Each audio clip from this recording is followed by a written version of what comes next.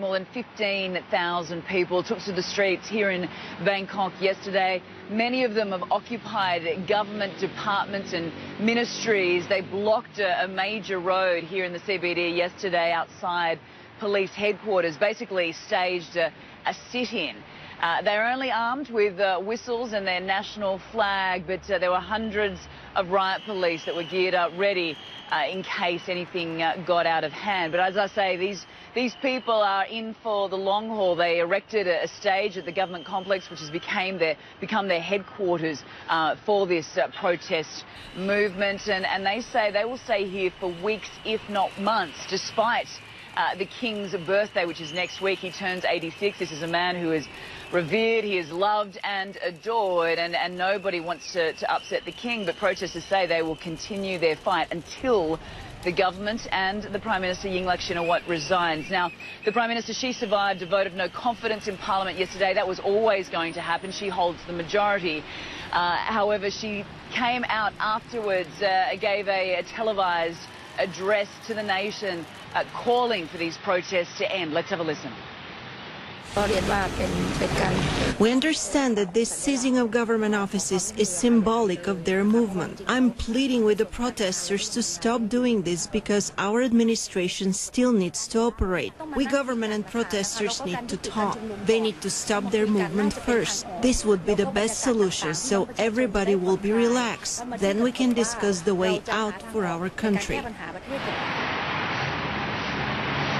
As you heard from the Prime Minister, she's asking for dialogue, but we spoke to the protest leader yesterday. He's not interested. He just wants her and the government to resign and for there to be political reform. Now, Patricia, as we know, this latest round of tension in this country was sparked by an amnesty bill, which the Prime Minister tried to get through the Parliament. It was knocked down, but the fact that she had even put it forward has angered so many people. If it had been passed, that would have given her brother, Thaksin Shinawatra, who was ousted from power back in 2006 during a military coup, it would have allowed him back into the country. He has been in self-imposed exile since 2008 after he was charged with corruption as I say, in 2008. So he has been overseas ever since. But that bill, if passed, would have allowed him back into the country. The people here, certainly the ones who are demonstrating, do not want that, Patricia.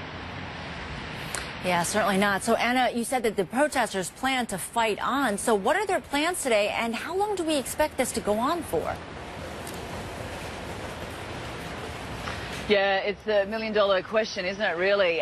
We know from recent history, 2008, that protesters sat in Government House for something like 193 days. So 6 months they were allowed to occupy Government House, and forces didn't move against them. The Prime Minister has said that no force will be used against these protesters. However, she has extended the powers of the police and the military to ensure that law and order is restored on the streets. But no one wants a repeat of the violence that we saw here back in 2010, when demonstrations turned very ugly on the streets of Bangkok, and 90 people were killed, and most of them being civilians. So, as I say, no one wants a repeat of Thailand's darkest moment.